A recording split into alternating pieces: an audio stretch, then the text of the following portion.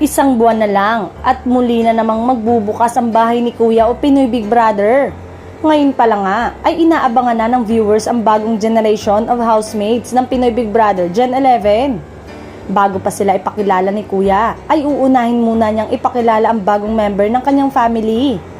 Kahapon nga ay naglabas sila ng teaser sa bagong host ng longest running reality show sa bansa.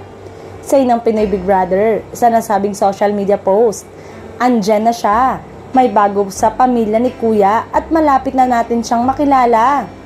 Kahit likod at close-up shots ng mata at bibig lang ang ipinakita ay marami ang nakahulan ang dating celebrity housemate ng Pinoy Big Brother Community Season 10 na si Alexa Ilacad.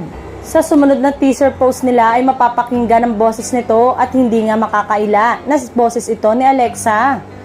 Ngayong gabi sa primetime bida ang big reveal kay Alexa bilang bagong host at makakasama ni Bianca Gonzalez, Kim Chu, Robby Domingo, Enchong D at Melay Cantiveros sa pamilya ni Kuya. Sa kalagitnaan naman ng July, magsisimula ang Pinoy Big Brother Gen 11. Mahigit 2 dekada ng aktibo si Alexa Ilacad sa show business.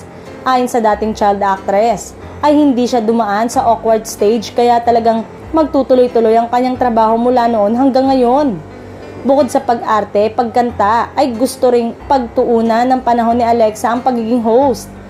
Nakakaramdam daw ng pressure si Alexa dahil napabilang sa mga mahusay na host ng ABS-CBN at sikat na bahay ni Kuya.